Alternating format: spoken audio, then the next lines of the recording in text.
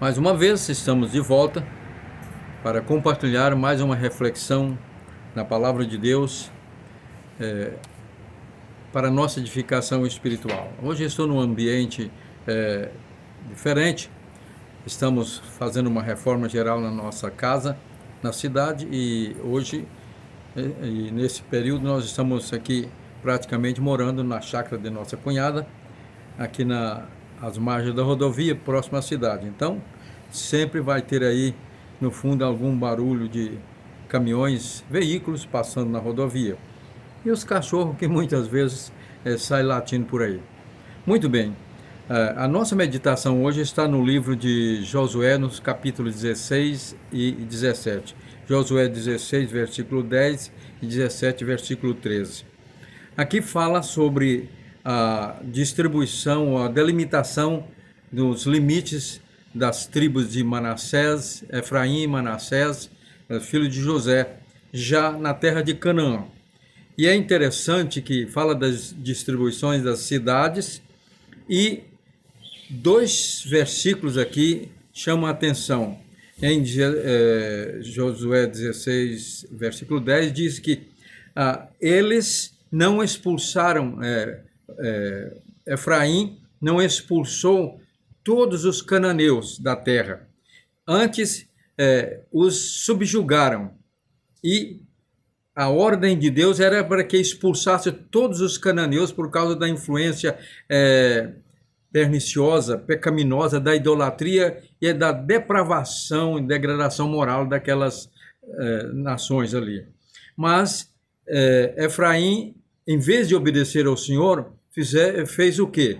Subjugou aquelas nações ali, cidades de cananeus, e passaram a torná-los tributários, isto é, cobrar impostos deles, tirar vantagens materiais, cobrando impostos dos cananeus. A mesma atitude aconteceu, nós temos em 17, versículo 13, da tribo de Manassés, a minha tribo. Também subjugou os cananeus e não os expulsou. Antes, tornou eles o quê? Tributários, pagadores de impostos, levando vantagens. E isso foi uma cilada tremenda. Por quê?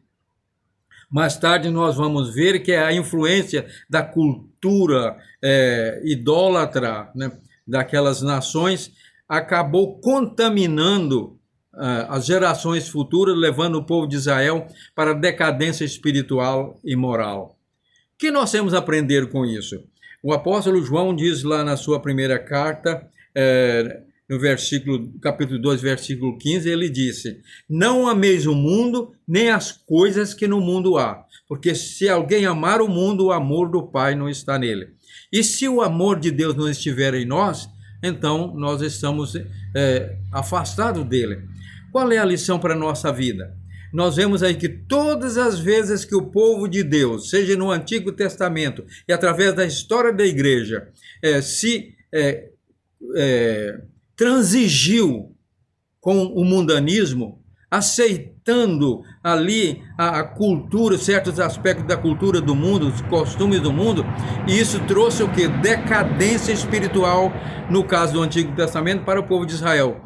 E nós estamos estudando nesse trimestre, agora o primeiro trimestre de 2025, da revista da Escola Dominical, da editora Betel, que está falando exatamente sobre a história da igreja, aqueles momentos em que a igreja entrou em decadência, porque se transigiu com o mundo, deixou o mundanismo entrar nos seus costumes, nas suas práticas. E é o que nós estamos vendo hoje, né? Uma decadência geral, salvo as exceções, nas igrejas, em todas as denominações, uma decadência espiritual, moral, por causa das inovações. Eu quero citar aqui uma expressão que eu ouvi do pastor José Carlos de Lima, que é um dos pioneiros lá no Nordeste. Ele falou uma coisa que me chamou a atenção, que a igreja não precisa de inovações, mas de renovações.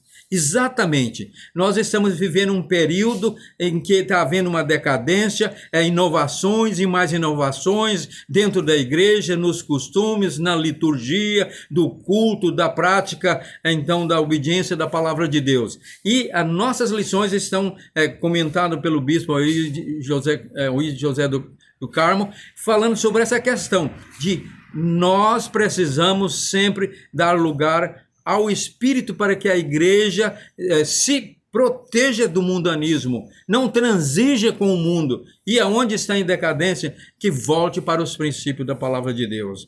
Portanto, aqui nós vemos Israel depois sofrendo muito por causa dessas transigências, levando vantagem sobre os cananeus, cobrando impostos, subjugando eles, quando Deus havia mandado para não ter nenhuma relação. E João diz, não ameis o mundo, nem as coisas que no mundo há, porque se alguém ama o mundo, o amor do Pai não está nele. E se é um amor de Deus, o que ocupa a nossa vida é o mundanismo. O que ocupa a igreja é o mundanismo, as inovações. Repetindo a expressão que já citei, a igreja não precisa de inovações, mas de renovação espiritual. E isso é feito de que maneira? Obedecendo a palavra, meditando a palavra, obedecendo a palavra, porque a verdade de Deus, ela é absoluta e ela não muda com o tempo. Ela é universal no tempo e no espaço, nunca muda. Sempre é a mesma verdade, a mesma padrão de vida para a igreja, a única regra de fé. E quando se transige nisso, a consequência é decadência espiritual na vida pessoal do cristão e na vida da igreja do Senhor. Que saibamos viver de acordo com a palavra de Deus, sem transigir com o mundo e o mundanismo.